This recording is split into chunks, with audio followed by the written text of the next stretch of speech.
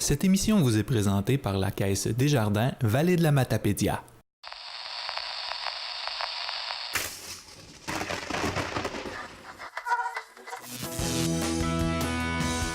Bonjour et bienvenue à votre émission d'actualité matapédienne bien branchée. Cette semaine dans l'édition du 15 mars 2018. À l'occasion de la semaine de la sensibilisation à la pharmacie, nous rencontrons M. Vincent Perrault, pharmacien.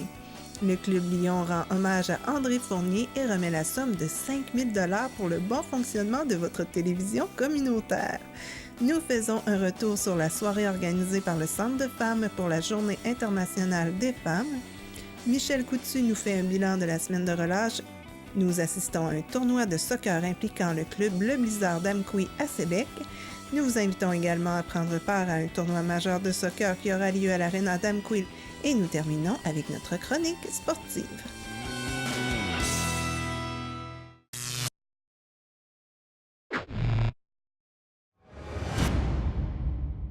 Au Québec, on est près de 40 % à avoir déjà arrêté un médicament d'ordonnance sans prévenir. Parce qu'on se sent mieux, tout à coup. Parce qu'on ressent des effets secondaires. Parce que ça semble inefficace. Si vous croyez qu'un médicament est inutile, nuisible ou inefficace pour votre santé, c'est important d'en parler à votre pharmacien avant d'arrêter. Il est là pour vous aider. L'Ordre des pharmaciens du Québec, présent pour vous. Cette semaine, c'est la semaine de la sensibilisation à la pharmacie et un sondage a démontré que 37 % de la population abandonne sa médication sans consultation. Alors, nous sommes venus rencontrer M. Vincent Perrault à ce sujet. Monsieur Perrault, on est dans la semaine de la sensibilisation à la pharmacie. Ce qu'ils ont remarqué dans les sondages, c'est que souvent les personnes abandonnent leur médication, soit parce qu'il y a des effets secondaires. Est-ce que c'est des choses que vous avez notées ici? Oui, vraiment. On voit ça tous les jours dans notre pratique quotidienne. C'est des choses qu'on voit vraiment, vraiment régulièrement. Et que ce soit de tous âges, hein?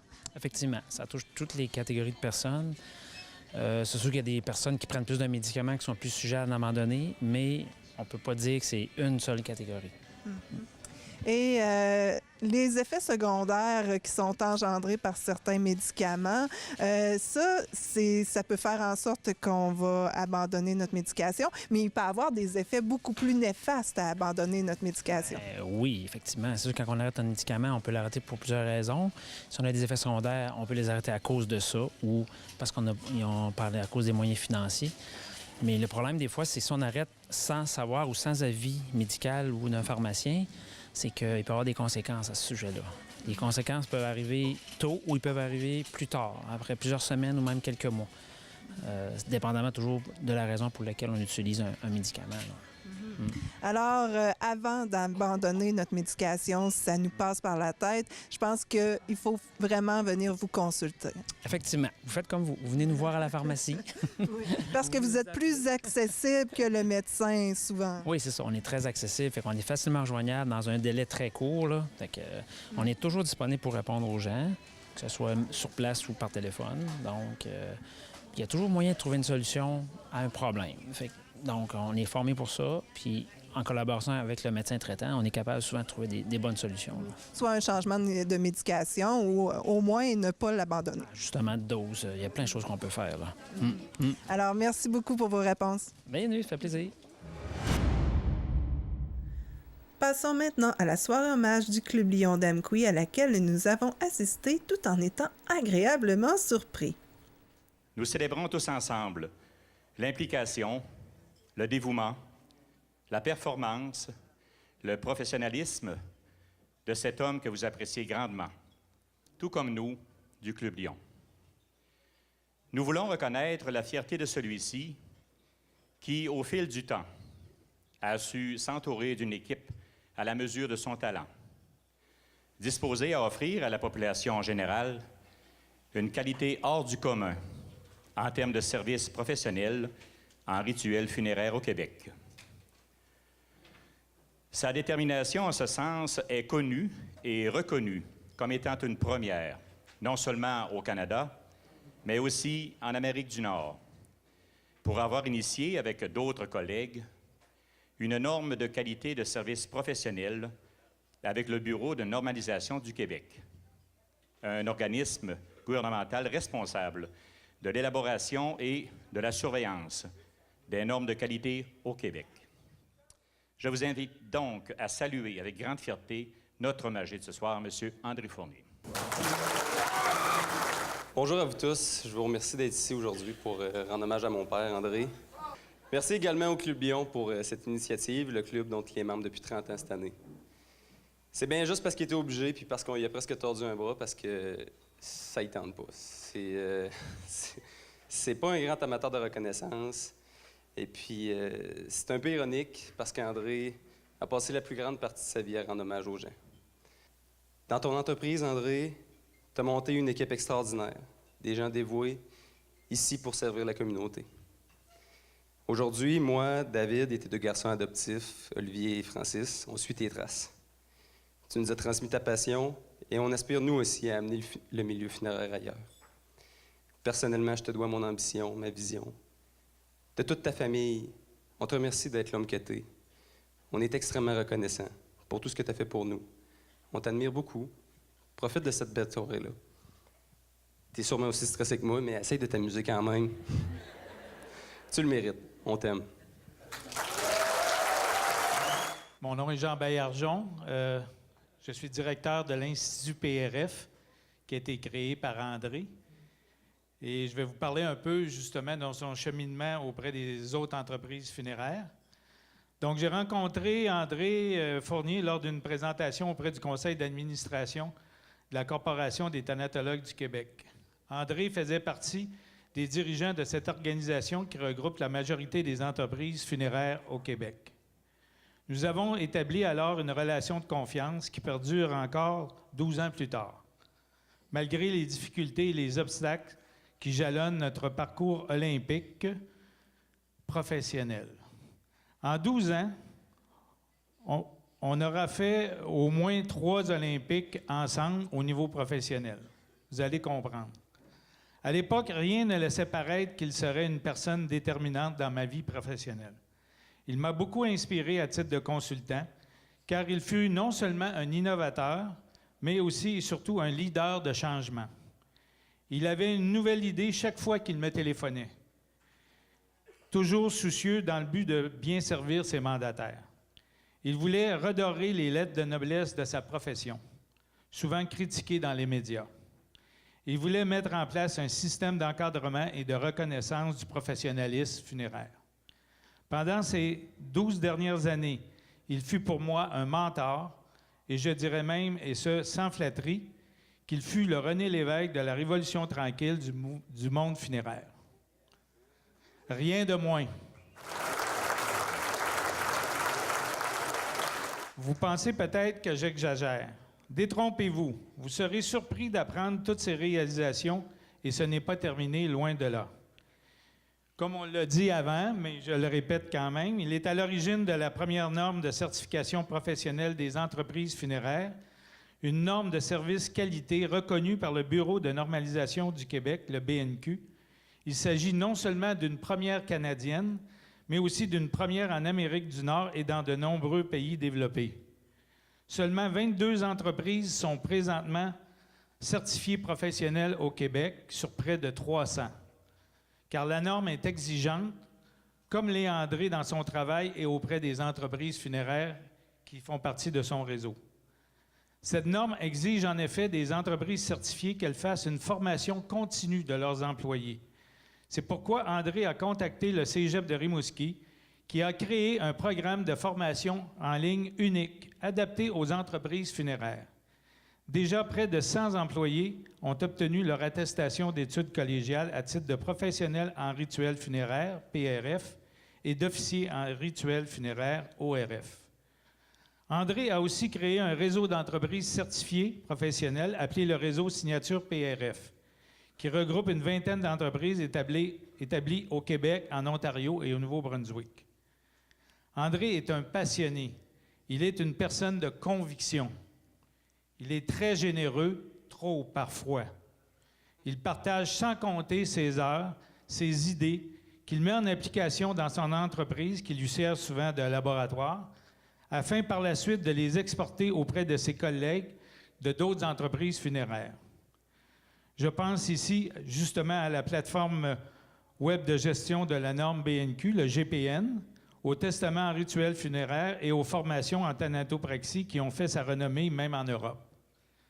André est un géant, pas seulement physiquement, mais comme le fut René Lévesque, un visionnaire. Mais direz-vous, qu'a-t-il fait pour mériter un tel hommage? A-t-il nationalisé l'électricité comme le fit notre petit poil national? En effet, il a fait l'équivalent en codifiant le professionnalisme funéraire au Québec par une norme professionnelle qui est devenue une référence mondiale. Comme le fit René Lévesque, qui a redonné la fierté aux Québécois, André a redonné la fierté aux entreprises funéraires québécoises. Professionnels qui sont devenus des modèles au Canada et en Amérique du Nord. André, pour te rendre hommage, le réseau Signature PRF te remet ce soir une plaque souvenir pour l'ensemble de tes réalisations dans le domaine funéraire. André, nous te saluons et te souhaitons une bonne soirée.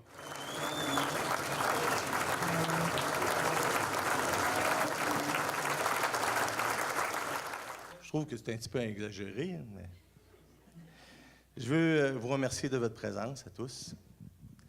Vous savez que ça fait 40 ans et j'ai entendu des milliers d'hommages, mais voir ton hommage, les yeux ouverts et le corps à 98 degrés, c'est un petit peu particulier. J'aimerais d'abord remercier tous les membres du Club Lion. J'aurais le goût de vous dire que les lions sont des fins renards.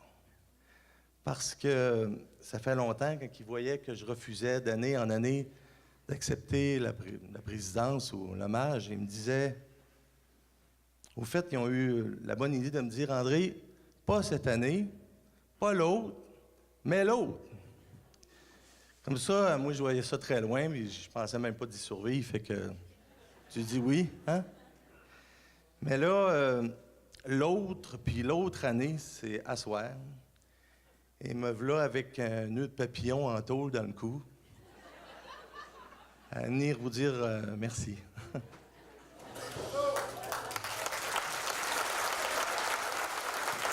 Vous savez, grâce à votre présence à tous, puisque vous le faites presque d'année en année, vous participez d'une certaine façon soit au Club Lion ou à tous les autres clubs de notre communauté, d'atisser des fonds importants pour que les Lions, ce soir, vont donner des milliers de dollars à des entreprises qui n'ont pas des entreprises, mais des organismes qui en ont grandement besoin. Merci à tous. Ce soir, je dois remercier une personne unique, que vous savez tous qu'elle est un ange. Mais elle n'est pas morte. Elle est bien en vie. Et je veux remercier mon épouse, Diane.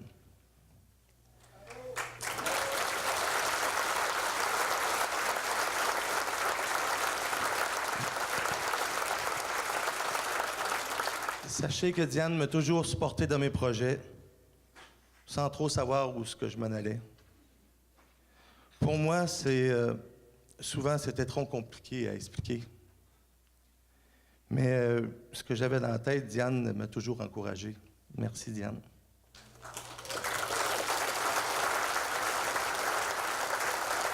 J'ai eu la chance que Diane mette au monde 2 êtres merveilleux, qui sont mes enfants, Anne-Frédéric et Pierre-Luc. Merci, mes amours.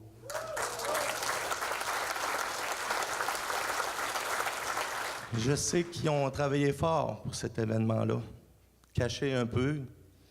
Je me demande qu'est-ce que je fais ici à vous expliquer des choses que je pense qu'ils vous ont toutes dit tantôt. Après, il faut que je vous parle de mes complices au travail. Mon associé Nadia, qui malheureusement ne pouvait être ici pour des raisons familiales. Mon autre associé de ma tante que je considère comme mon fils. C'est qu'il est?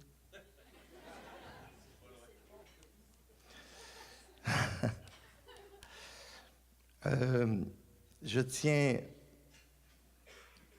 naturellement à remercier, comme je vous disais, tous mes complices qui travaillent au sein de l'entreprise, parce que sans eux, il n'y aurait rien. Je ne serais même pas ici pour vous en parler, bien sûr. Je tiens à remercier les bons mots de M. Jean Béargeon, M. David, André Aymon, André Guénette, Marianne Bouliane et tous mes confrères et consoeurs du Club Lion. La prestation de vidéo, Lynn Devielle, merci, chapeau. Mario Soucy, Igor. Igor, c'est quand même particulier. Il dit que j'y ai sauvé la vie, puis il se promène avec son téléphone en regardant pas quand il traverse dans le chemin. Il aurait pu se faire tuer. Stéphanie Duramet de la Belgique, Sonia Cabal, Cédric Durand. Lui, Cédric, c'est vrai qu'il me payait une ride dans son auto dans les Alpes, en France. Puis je peux vous avouer, quand j'ai sorti de l'auto, ça sentait pas bon dans son genre. J'aimerais partager quelque chose. Vous savez, la mort, c'est quelque chose d'ordinaire. Mais ça prend une dimension extraordinaire lorsque cela nous touche de près. Les rites funéraires ont été inventés par les humains. Le rituel funéraire n'est pas religieux. Les rituels funéraires ne sont pas catholiques, ne sont pas musulmans, ne sont pas bouddhistes. La première personne qui a décidé d'enterrer son semblable, sûrement parce qu'il ne souhaitait pas être mangé par les vautours, et probablement qu'il souhaitait qu'on y fasse la même dignité pour lui. Les animaux ne font pas ça. Les animaux viennent sentir, puis après ça, ils repartent. Les anthropologues appellent cela des rites de passage. Et un passage, c'est toujours étroit. Lorsqu'on vient au monde, lorsqu'on devient adolescent, ensuite, on devient adulte et on meurt. Le passage est étroit, vous demanderez à mes deux enfants. Il était tellement étroit que ça finit en césarienne, mais... Le passage est étroit aussi à l'adolescence. Les dérapages sont faciles, dangereux. C'est facile de perdre un adolescent. Et c'est de là que c'est important d'avoir des parents qui peuvent les accompagner, ces adolescents-là, bien sûr. Le passage de la vie d'adulte, ça passe des fois très serré. Le mariage, les enfants. Mais le passage de la vie à trépas semble être aussi étroit. Mais il n'y a jamais personne qui est revenu nous dire comment ça fonctionnait. Et c'est pour ça que j'ai toujours voulu, dans ma carrière, trouver un sens pour former, être des plus compétents pour accompagner ce que j'appellerais les survivants du deuil. En terminant, j'aimerais vous dire, ne quittez jamais quelqu'un qui vous aime sans lui dire que vous l'aimez. Salut gang, je vous aime. Bye.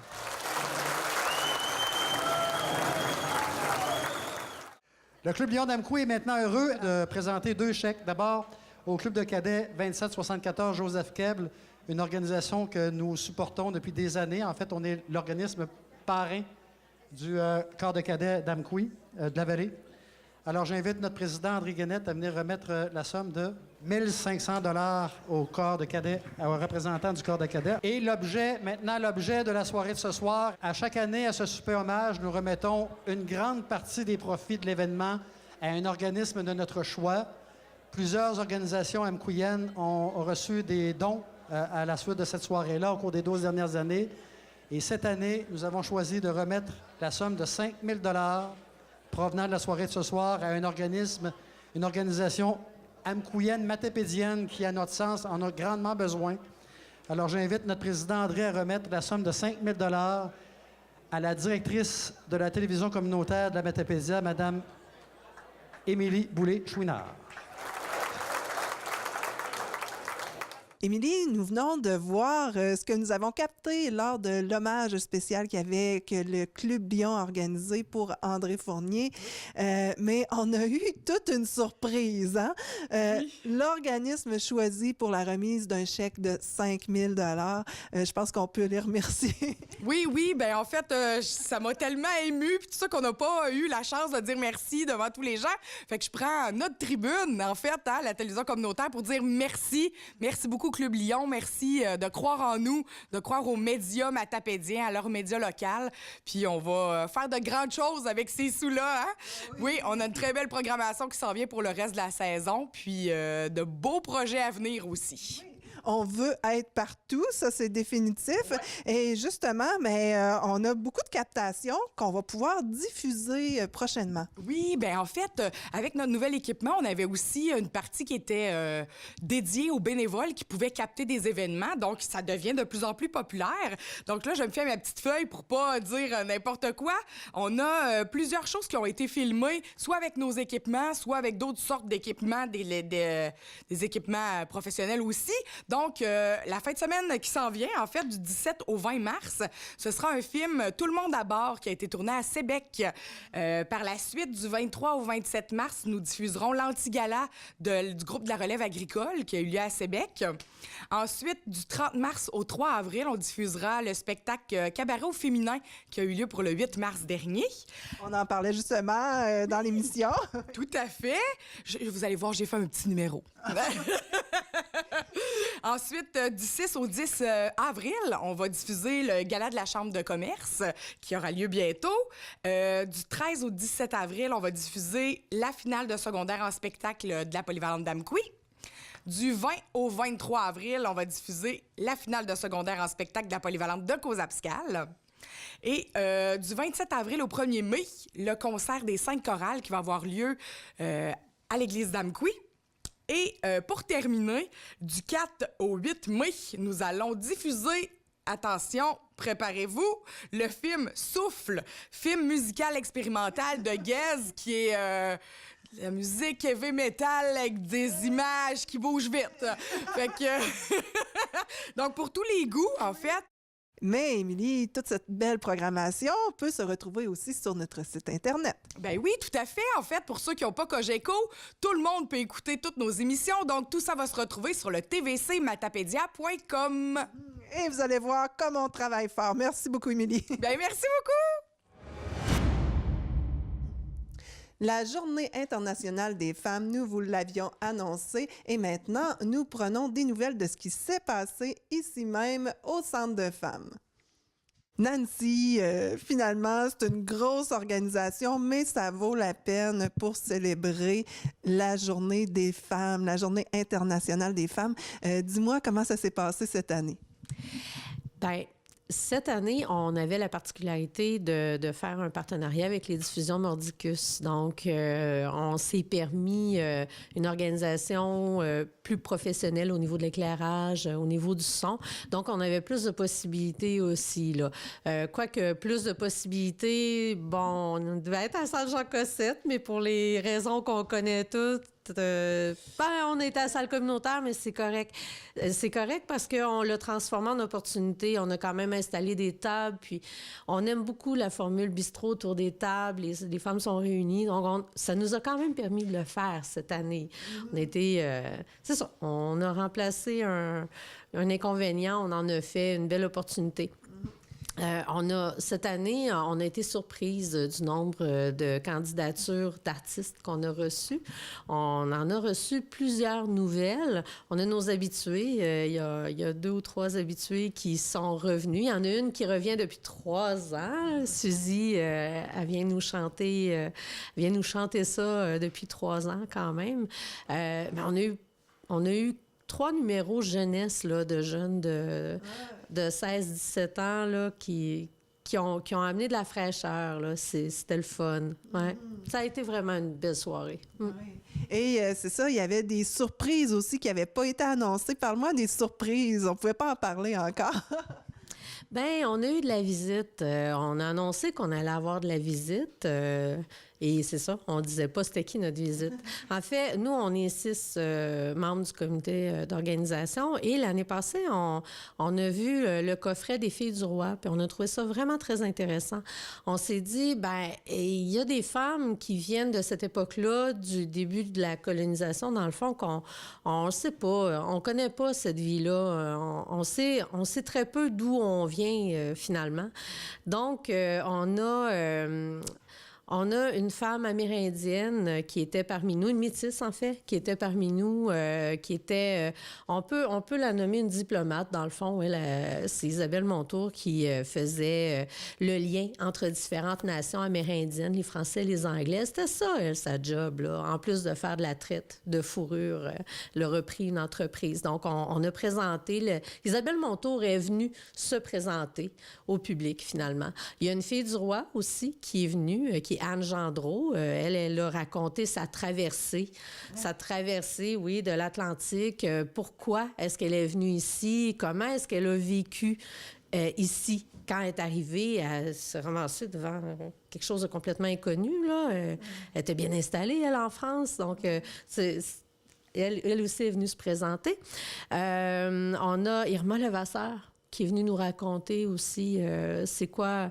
Comment ça qu'il est arrivé l'événement dans sa vie qu'elle a ouvert un hôpital pour enfants? Alors là, on a compris qu'elle n'avait pas le choix si elle voulait pratiquer la médecine. Donc, c'est quand même pas inintéressant.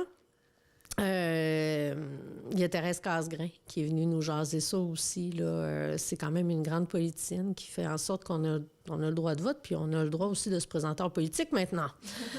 Depuis les années 40, on s'en rappelle, c'est pas si longtemps.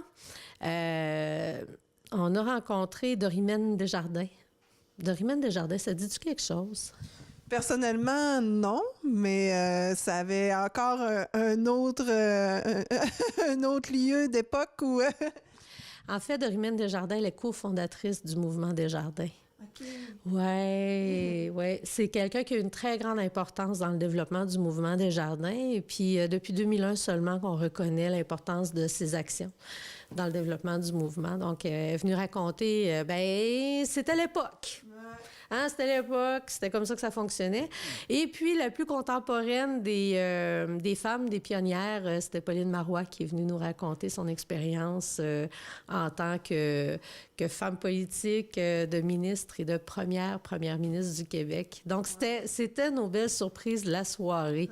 Donc, on a été chanceuses d'avoir cette visite-là. Hein? Ouais, donc, ça vaut le déplacement. En sachant pas vraiment qu'est-ce qu'on va avoir, il faut s'attendre au mieux avec vous. Hein? Bien, je pense que oui. La barre, elle devient un petit peu plus haute à chaque année. Ce qu'on a entendu comme commentaire, c'est que d'une année à l'autre, effectivement, on offrait des surprises. Les femmes ressortaient surprises avec de l'information, plus d'informations d'une année à l'autre. Ça, nous, on trouve ça vraiment important parce que tu l'as nommé, hein, c'est la Journée internationale des droits des femmes. Hein. La première fois que cette journée-là a été mise en place, c'est la Journée internationale des droits des femmes. Donc, on part d'où? Et là, on est rendu aujourd'hui. Il faut reconnaître le chemin qui a été tracé par nos pionnières, hein, qu'elles soient... depuis des siècles ou plus récemment. Mais pour nous, c'est aussi important de prendre la mesure de ce qui nous reste à faire parce que on a une belle... on a de la poudre aux yeux. C'est vrai qu'on a plus d'égalité dans les chances qu'on en avait avant, mais on a encore du chemin à faire. Là. Quand on parle seulement des violences faites aux femmes, ben oui, je veux dire, faut prendre la mesure de ça. Encore, là, les personnes qui sont victimes de différentes violences, ben c'est majoritairement des femmes, pas exclusivement, majoritairement des femmes. Et parfois, ben, on peut avoir besoin de se reconstruire. Ben oui, tout à fait. Hein? Puis c'est ce qu'il y a de beau avec un centre de femmes. On est là pour ça, accompagner à la reconstruction, accompagner à la découverte ou à la redécouverte de soi aussi. Là, moi, comme femme, qu'est-ce qui fait qu'aujourd'hui, je vis encore ces difficultés-là? Tant mieux, je suis pas toute seule. Hein? C'est pour ça qu'on existe aussi, se rendre compte qu'on n'est pas toute seule, puis se rendre compte que, on a donc bien des compétences. On est capable de faire plein de choses qu'on ne savait pas qu'on était capable de faire. Ça, c'est des beaux témoignages aussi qui nous arrivent quand on travaille avec des comités comme celui du 8 mars, comme celui des rendez-vous Bouffez-nous. On travaille beaucoup à des événements depuis les dernières années. Et c'est des témoignages qu'on a aussi des femmes avec qui on travaille. C'est qu'on ne pensait pas qu'on avait ces capacités-là à l'intérieur de nous de faire ces choses-là. Mais wow, merci de nous donner cette occasion-là. Puis l'organisme, le Centre de femmes, c'est un organisme qui permet ça. Alors Nancy, on va avoir la preuve vivante que c'est agréable d'être bénévole ici. On va aller rencontrer qui exactement? Alors, on va rencontrer Marielle Roy, qui était la responsable des beaux costumes qu'on avait, entre autres, mais Marielle a fait plein d'autres choses à travers les mois qu'on l'a organisé. Et Martine Bérère, qui était chargée des décors, des commandites, encore là, plein d'autres choses là, à travers. Là. Ouais. Alors, merci Nancy. Madame Bérard, vous êtes bénévole ici pour le Centre de femmes. Dites-moi, qu'est-ce que ça demande comme implication, une journée à organiser comme ça, une belle soirée comme ça? Beaucoup de personnes ensemble qui ont chacun leur talent. Après ça, ça fait une mixture incroyable. On a beaucoup de plaisir à faire ça, mais ça demande beaucoup de temps. Moi, je m'occupe, entre autres, des commandites. Puis c'est un grand plaisir parce que je vais voir les gens chez qui je vais faire des achats. Ils sont très, très gentils et très occupés. Mais c'est toujours avec beaucoup de générosité qui nous aident. Puis les décors, j'aime ça. Bien, ils savent aussi qu'il y a vraiment un bel achalandage à cette soirée-là. Hein? Il y a vraiment beaucoup de monde pour admirer vos décors, entre autres. Oui, mais pour ce qui est des commandites, la première année que je suis allée les chercher, je me suis aperçue que j'allais chez des gens et que le commerçant était une femme propriétaire. C'est là que j'ai trouvé ça fabuleux. Puis, à part les 2 pharmacies, c'est toujours chez des femmes propriétaires que je vais. Oui. Et dans quel domaine vous pensez que quelqu'un pourrait s'impliquer et que ça serait vraiment utile pour le groupe de bénévoles? Je ne sais pas. Présentement, tout va bien. Il manque... des fois, c'est synchroniser tout ça ensemble. Puis, c'est la journée même aussi, pour les décors, moi, j'ai toujours un peu beaucoup besoin. Mais les gens sont toujours bienvenus mais on a une belle dynamique ensemble, nous, les filles. Là. Oui. Alors, merci d'être là année après année, déjà 3 ans. Félicitations. Je vous remercie. Madame Roy, ça fait déjà 7 ans que vous êtes impliquée pour le comité. Dites-moi, pourquoi vous avez la piqûre comme ça pour être bénévole? Fêter et souligner la journée de la femme, je trouve que c'est important. Et puis, les femmes en ont besoin du rassemblement, de s'assembler ensemble, puis de fêter et souligner ça ensemble. Puis, on a trouvé une belle formule aussi pour donner le goût les femmes de se voir ensemble, puis de socialiser ensemble. Là. Je pense qu'on a besoin de ça. Qu'est-ce que vous faites surtout au sein du groupe? Cette année, on avait le goût de se déguiser. Alors là, on m'a chargé de faire de m'occuper des costumes de chaque femme. Alors, c'était tout un contrat, là, tu sais, parce que c'était pas n'importe quel costume, c'était très spécifique. Alors, ils m'ont donné du fil à retordre un petit peu, mais j'ai réussi. Je suis contente. Oui, je pense que les femmes se sont beaucoup amusées à se déguiser et c'est en grande partie grâce à vous. Dites-moi, qu'est-ce que ça demande comme organisation, tout ça, là? Est-ce qu'il y a beaucoup de personnes qui ont dû s'impliquer juste pour cette petite partie-là de la soirée? Juste pour les déguisements, tu parles, là? J'ai demandé de l'aide, là, tu sais, pour louer des costumes. On a trouvé ensemble, là, qu'est-ce qui ferait que on reconnaîtrait la personne à travers le costume. Alors là, ça a bien répondu. Là. Je suis contente du résultat. Et puis, on voulait aussi que les femmes... l'ensemble des femmes se déguisent aussi. Fait que là, on a trouvé l'idée de leur mettre un chapeau. Alors là, il y a les femmes qui arrivaient, on leur disait, allez mettre un chapeau, on va vous prendre en photo. Alors là, on avait une bande de chapeaux et de foulards, de lunettes pour qu'ils se déguisent. Alors, c'était vraiment plaisant. Je pense que tout le monde s'est bien impliqué là-dedans. Et qu'est-ce que ça rapporte d'être bénévole? Je pense qu'on peut se découvrir à un moment donné des facettes de notre personnalité qu'on connaissait pas avant. Hein? Oui, mais aussi, on s'accomplit là-dedans, mais aussi, on se connaît ensemble une gang de femmes qui s'impliquent dans un but commun. Là. On est là, puis il faut travailler à répondre à le but qu'on s'est donné. On a eu beaucoup de plaisir à travailler ensemble. Là. Une belle équipe. On est 6, 7 femmes. Là, c'est plaisant. Alors, merci beaucoup et encore un rendez-vous l'année prochaine pour vous, j'imagine. Oui, c'est un rendez-vous. Voyez-vous, cette année, on a encore agrandi le nombre de participantes à la soirée du cabaret au féminin. À chaque année, on a de plus en plus de femmes et je pense que l'année prochaine, peut-être qu'on va atteindre le 200 femmes là, qui vont venir là, nous voir. Comme nous autres, on les attend, puis on est prêts, puis on est déjà en bouillonnement d'idées pour l'année prochaine. Alors, merci beaucoup et c'est beau de vous voir. Merci. Merci, Nathalie. Nous allons maintenant rencontrer Michel Coutu de Diffusion Mordicus pour savoir comment ça s'est passé durant la semaine de relâche, mais aussi les spectacles qui s'en viennent. Michel, je voulais savoir comment ça s'est passé finalement pour la semaine de relâche, la semaine jeunesse, pour les spectacles. Ça a été un peu différent parce qu'habituellement, c'est toujours à la salle Jean Cossette, mais là, c'était un peu partout dans la vallée. Ça a extrêmement bien été. Écoute, ça nous a permis de visiter des lieux qu'on n'avait pas encore exploités, entre autres. Étant donné qu'on était relocalisé et dû au fait qu'on n'avait pas la salle Jean Cossette, on a coupé évidemment dans la programmation. Au lieu d'avoir 5 à 6 spectacles pour la semaine jeunesse, on en a fait seulement 3. On a eu les Foutoucourt, on a eu Accoucher de rire et on a eu Kalimba qui a fait bouger les jeunes. Et le premier spectacle a été du côté de la salle communautaire. On a eu vraiment une belle réponse. Il n'y a pas eu vraiment une baisse d'achalandage dû au fait qu'on était déplacés. On a fait plus sortir les gens de la municipalité, entre autres, je pense à la Côte-Saumon, on a eu une super de belle audience. Et les Foutoucourt, ça a été la même chose. On présentait des choses différentes aussi cette année. On présentait du cirque clownesque et Kalimba qui a fait bouger les jeunes. C'était vraiment formidable.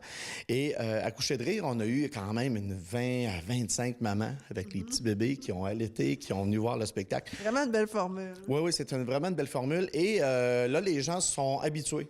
Là, les gens savent qu'on est relocalisé, donc ils ont fréquenté la salle communautaire, ils s'en viennent, on n'a presque plus de téléphone. Je pense que là, c'est bien installé pour l'instant. Évidemment, on fait beaucoup de publicité et on appelle les gens qui ont des billets. Mais la semaine de relâche, ça fut un succès. Ça va être de retour encore l'an prochain. On prévoit faire l'an prochain au moins 5 à 6 spectacles encore. On doit dire que la semaine jeunesse, on a des partenaires, entre autres Métro, qui donnent des collations santé à tous les enfants après les spectacles.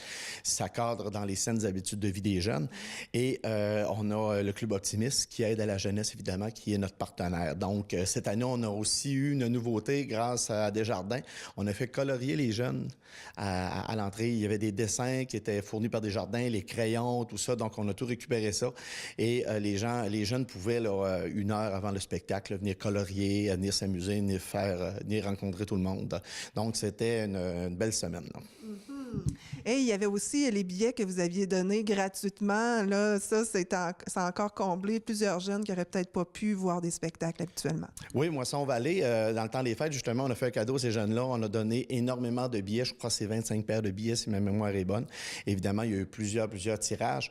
C'est seulement 5 $ venir voir les spectacles. Nous, les spectacles jeunesse, ce n'est pas dans le but de faire des sous avec ça. On sait que la diffusion, c'est pas quelque chose qui est rentable en partant. On donne une vie culturelle à la Matapédia. Donc, on a remis plusieurs billets à Moisson-Vallée et tout le monde est venu. C'était assez formidable. Donc, ça va être une expérience sûrement à répéter. Là. Et il y a des beaux spectacles qui s'en viennent prochainement. Oui, exactement. Au moment où on vous parle, là, on doit être en plein, on doit être en plein deux frères, là, donc pour le 4e visite. Et à la 3 dernière visite, c'était salle comble. On a encore une belle salle. Hier soir, c'était la LNI avec Pierre-Luc Franck et compagnie et une équipe de la Matapédia qui les a affrontés. On a vraiment eu beaucoup de plaisir. Et on va terminer le mois de mars avec Martin Levac, le spectacle 1985 qui a été créé ici à Amkoui en résidence. Martin avait passé une dizaine de jours à la salle Jean Cossette pour vraiment pondre ce spectacle, son tout dernier album, justement, en 1985. Donc, on va voir le résultat. Ce qui est malheureux, c'est que, comme on est à la salle communautaire, on n'aura pas la totale du spectacle, malheureusement. La projection, tout ça, ça n'entre pas. Bon, vous le savez, on vous le dit à chaque reportage. On fait des coupures un peu partout.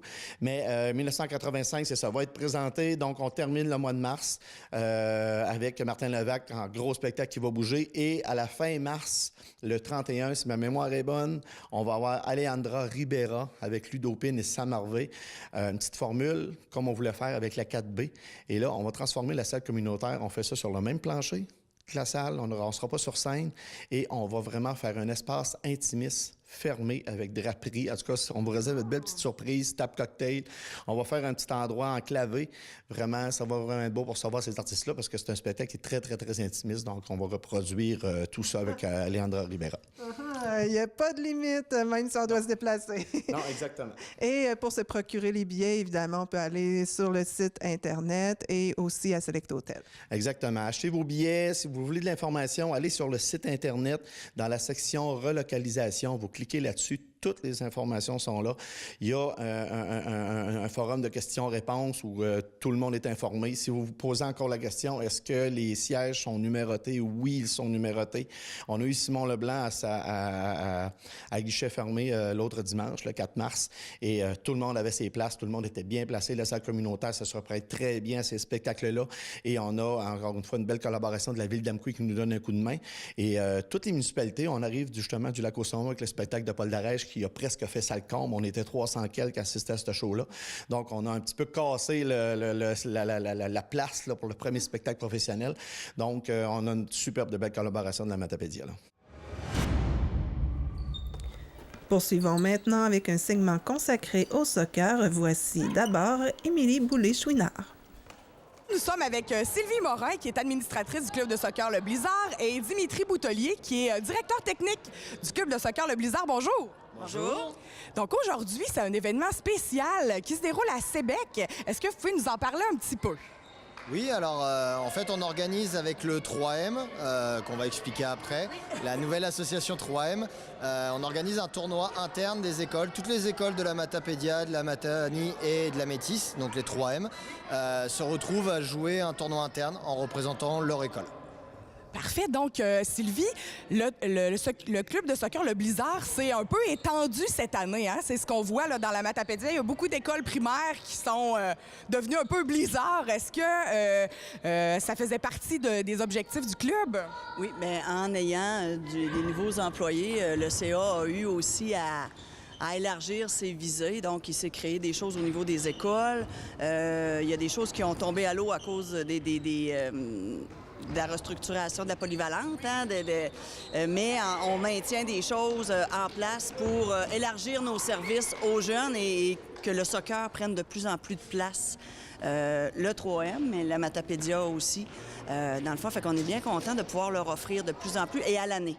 Oui. Oui. Donc, on travaille fort. On est en construction. Je vous dirais que le CA travaille fort à construire ces programmes-là avec les employés. Donc, il y a des choses qui sont expérimentales un petit peu. Hein? Il y a eu un tournoi à Rimouski où on essaie des choses, mais ça permet de donner de la place au soccer. Et parlant de 3M, justement, donc le club de soccer Le Blizzard est devenu un membre actif du 3M. Dimitri, est-ce que tu peux nous expliquer un peu qu'est-ce que c'est ce regroupement 3M-là? Oui, alors 3M, c'est pour le nom des 3 MRC, comme j'ai dit, Matapédia, Métis, Matani. On a remarqué qu'on avait 3 bons clubs, Montjoly, l'AS Matane Mineur et le Blizzard d'Amkoui, mais que si on mélangeait les forces, on pouvait en effet, comme a dit Sylvie, aller chercher du Rimouski, du Rivière-du-Loup, de la baie des Chaleurs. Donc on s'est mis d'accord comme ça et donc pour revenir sur l'étendue de la Matapédia, on a mis un nouveau système pyramidal en fait en forme, c'est-à-dire que maintenant chaque jeune est mis dans son village Sébec, Lac-au-Saumon, Causapscal, Amqui, Valbriand, Saint-Léon, partout où on est passé. Ensuite, se rejoint au Blizzard d'Amqui, qui eux-mêmes se rejoignent dans le 3M. En fait, on a maintenant un système pyramidal où, comme ça, chaque enfant, celui qui veut faire du récréatif, qui veut juste aller taper dans le ballon, avec ses amis, pas loin de chez lui, peut se faire plaisir. Celui qui veut un peu plus de compétitif peut participer à la Ligue 3M en représentant le Blizzard. Et celui qui veut vraiment passer l'été au soccer, on va dire, va aller rejoindre ce 3M et va aller jouer la Ligue A. Donc jouer, comme j'ai dit, Rimouski, Rivière-du-Loup, Baie des Chaleurs, Dégelhy, Gaspé et voilà, tout l'est du Québec. Donc, et est-ce qu'il va y avoir encore des événements pour le scolaire, en fait, d'ici la fin de l'année, ou on s'enligne vers l'été? Non, on est dans une pédagogique oui, là, hein, c'est à ça. planifier. Donc là, on essaie d'aller chercher Montjoli. On va voir, là, est-ce que ça va être à Matane? Parce que là, c'était Matane l'autre fois. Là, on est ici à Sébec. On va voir où ça va se dérouler. Puis les parents vont être informés aussi, hein, avant l'été, là, de tous nos nouveaux programmes. Là, les parents vont être informés au fur et à mesure parce que c'est sûr que ça va quand même amener des changements pour les enfants qui vont en vouloir plus. D'une catégorie plus élevée et ceux qui vont vouloir, justement, comme Dimitri disait, juste le récréatif, juste le plaisir. Donc, les parents vont être informés là, par Facebook particulièrement ou par la TVC. Hein? Donc, on a annoncé aussi un tournoi futsal, en fait, les 5 et 6 mai. C'est ça, exactement. Donc, comme a dit Sylvie, on continue, nous, le parascolaire. Donc, dans toutes les écoles de la Matapédia, on est présent soit le midi, soit après l'école. On fait des petites pratiques d'1 heure. Il reste un tournoi pédagogique, possiblement à Montjoli, mais à voir si Matane ne va pas récupérer selon les structures. Et ça va nous amener au 5-6 mai, où là, on va être dans une période transitoire de l'été. C'est-à-dire que là, on va sortir un peu des écoles. On va être plus sous la bannière Blizzard d'Amqui que sous la bannière des écoles. On va faire des petites équipes. Ils vont porter les chandails du Blizzard d'Amqui, Matane avec Matane. Peut-être certaines équipes 3M, on va voir selon les équipes. Et c'est un grand tournoi ouvert. On fait marcher nos relations. Moi, même si ça fait pas longtemps que je suis au Québec, j'ai un peu de relations, par exemple, au Nouveau-Brunswick de cet été. Donc on est en train de voir. Puis il y a possiblement Edmundston qui va s'en venir. On a André Thomas qui est le directeur technique des 3M qui, lui, vient de Shawinigan. Donc on a les clubs de Mauricie, de Montréal qui va venir. C'est un tournoi qui est ouvert aux civils. C'est un tournoi 8 ans et plus. C'est-à-dire à partir de 8 ans jusqu'aux seniors. On va avoir des équipes seniors qui vont se présenter. Et toutes les villes ont mis à contribution leur structure. Malheureusement, la polyvalente d'Amqui ne peut pas nous recevoir, mais la glace est enlevée. On a l'aréna d'Amqui qui nous est fournie, on a l'aréna de Matane aussi. Donc voilà, on a les 3M, les 3 villes des 3M et aux alentours qui fournissent les gymnases ou aréna pour recevoir un maximum d'équipes. Je pense qu'on est déjà à une quarantaine d'équipes d'inscrites là dans toutes les catégories. Donc ça fait un gros tournoi. Il y a Rimouski et Rivière-du-Loup aussi qui vont s'en venir.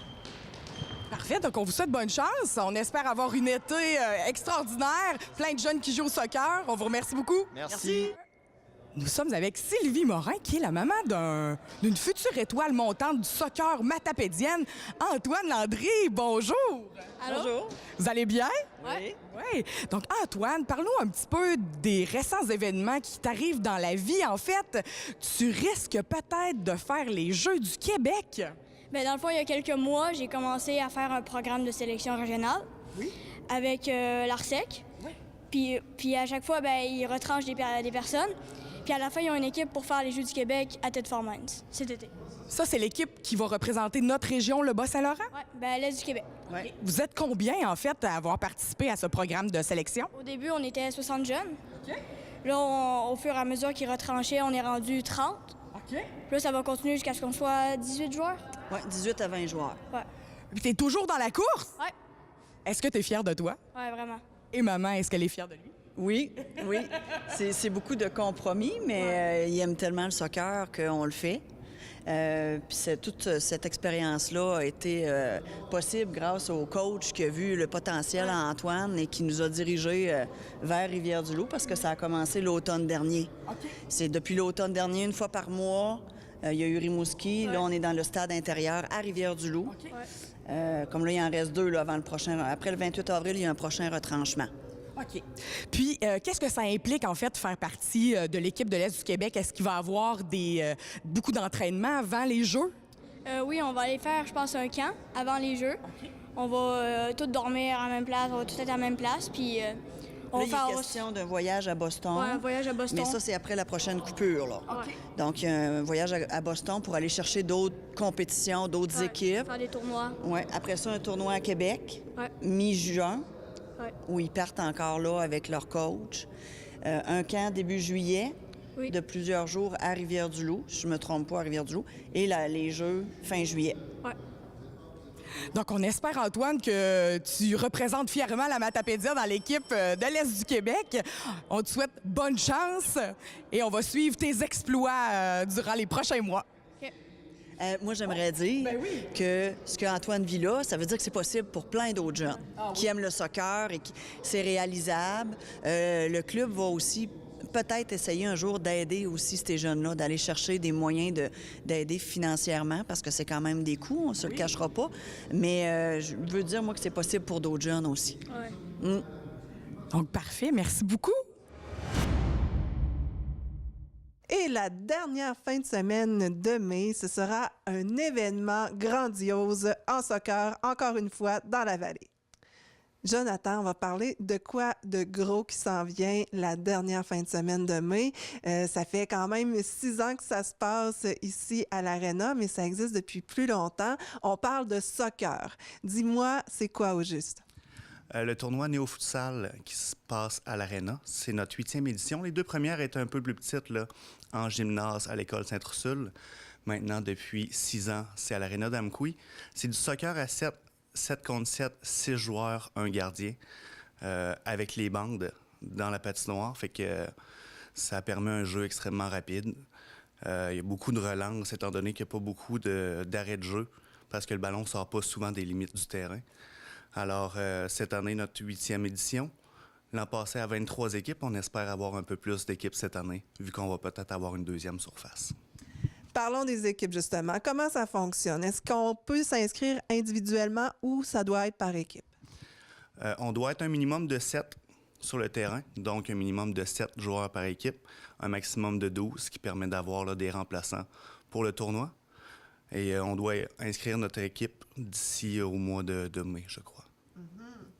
Et comment ça se fait? Comment qu'on peut s'inscrire? Est-ce que c'est par Internet? Comment ça fonctionne?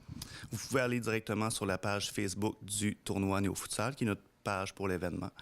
Et vous inscrivez votre équipe avec votre liste de joueurs à ce moment-là. Puis nous, on va vous confirmer là, la réponse. Puis après ça, vous êtes sur la liste d'inscription. Vous inscrivez également si vous voulez être dans le récréatif, qui est un petit peu plus là, pour le plaisir, ou dans le compétitif, là, si vous avez des joueurs avec du très haut calibre. Parce que là, quand on va pouvoir aller assister à ça, justement, on peut, il y a un horaire là, différent. Là. On peut voir du haut calibre ou encore un peu plus récréatif, des gens qui font ça plus pour plaisir, peut-être? Oui, exactement. Quand on a des joueurs de calibre là, 3A qui ont déjà joué souvent, là, eux sont dans le compétitif. Si vous avez joué un peu pour le plaisir à l'époque, que vous voulez juste rejouer un petit peu avec le ballon, ben là, c'est ça. Vous allez voir du récréatif et où vous inscrire pour le récréatif. Et c'est une fin de semaine très festive. C'est un peu comme l'Omnium de volleyball. Vous faites aussi une soirée là, le samedi soir, je crois. Oui, exactement. On fait normalement, je me permets, le kick-off le vendredi soir, qui est un petit party.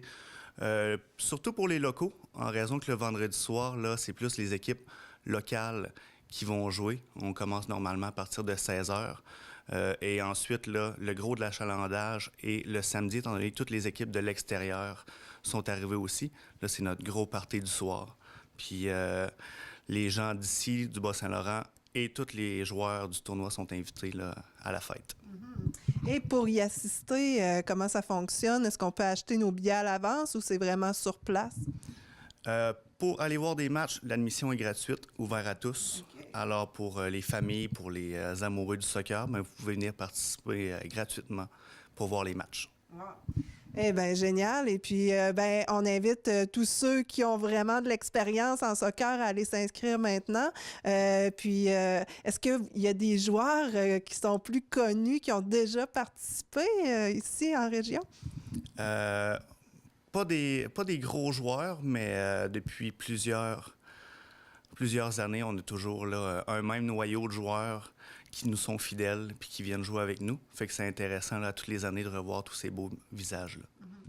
Et cet événement, Jonathan, en plus, peut être profitable pour le club Le Blizzard à Amqui.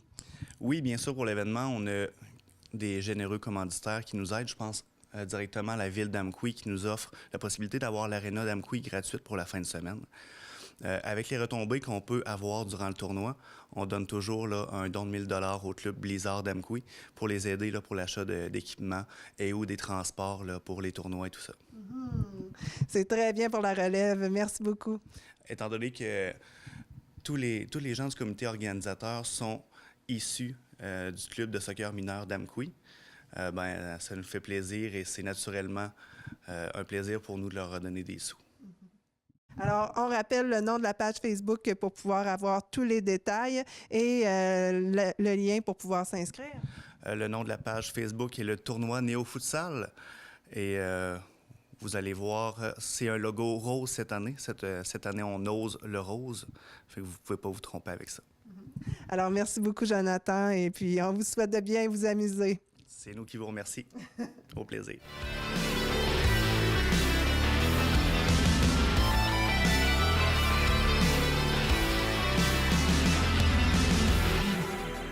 On commence tout de suite cette semaine par le hockey. Au tournoi interrégional novice E.J. Bourque de Montjoly, 4 équipes de la vallée y prenaient part dans les catégories novices A, B et C. L'équipe des entreprises Michaud a remporté les honneurs dans la catégorie novice C avec une fiche parfaite de 5 victoires. Ils ont gagné la grande finale par la marque de 4-0 contre Construction du Bas-du-Fleuve de Montjoly. En ski de fond, le club de ski de fond Mont-Climon de Lac-au-Saumon a récolté 7 médailles lors de la 3e compétition du circuit régional qui se déroulait à Desjely le 4 mars dernier. Dans la catégorie Quark, Jean-Michel Gauthier a terminé au 2e rang, Adam Roy au 4e rang et Théophile Dumoulin au 5e rang. Chez les Atomes, Méliane Gauthier a décroché la médaille d'argent et Delphis Dumoulin a très bien fait en terminant au 4e rang.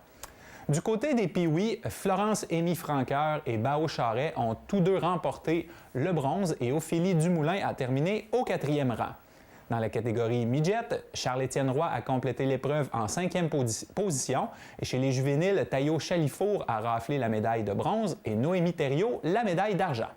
Finalement, du côté Open, Marquita Roy revient avec une médaille d'or et Claude Charret a terminé sa course au 6e rang. La prochaine et dernière compétition du circuit régional se déroulera au club Mouski le 18 mars prochain. En curling, le club de curling de la Vallée tenait la 15e Coupe des Jardins et recevait des équipes de partout dans la région. En classe C, l'équipe de Wayne Obi du club de curling de Beresford au Nouveau-Brunswick a remporté la victoire face à l'équipe de Claude Cummings du club de curling de la Vallée. En classe B, la finale se disputait entre 2 clubs matapédiens. C'est finalement l'équipe de Jean-Bruno Sénéchal qui a eu le dessus sur l'équipe de Régis Cyr. Les grands honneurs du tournoi Desjardins 2018 en classe A pour une 2e année consécutive sont allés à l'équipe de Carl Dubé, Christian Vien, Alexandre Coulombe et Dominique Duhamel des clubs de curling de la Matapédia et de Rimouski. L'équipe de Carl Dubé a défait l'équipe de Richard Cyr du club de curling de la Vallée. Et on termine cette semaine avec le patinage de vitesse puisque 2 athlètes du club de patinage de vitesse d'Amqui se sont classés pour les championnats canadiens de l'Est sur courte piste. Ils ont réussi l'exploit aux championnats québécois disputés à Laval les 10 et 11 mars derniers. Emmanuelle Leclerc a remporté le titre de championne québécoise chez les 11 ans, tandis que Sarah Maud Cyr devenait vice-championne provinciale chez les 14 ans. Les championnats canadiens se tiendront le 31 mars et 1er avril prochain à Lévis. Voilà qui complète l'édition de cette semaine. Envoyez-nous vos photos et vos résultats sportifs par courriel à l'adresse sport@tvcmatapedia.com. Tous les exploits sportifs seront acceptés. C'est ce qui complète l'émission cette semaine. Si vous avez des idées de nouvelles à me communiquer, eh bien faites-le au 88 629 4503 et demandez Nathalie. Et je vous souhaite également la meilleure des chances au Télébingo ce dimanche à 12h30, 500 $ pour la carte pleine. Bonne semaine. Informatique Bar-Est assure l'entretien du parc informatique de votre TVC. Informatique Bar-Est offre un service informatique résidentiel, commercial et industriel.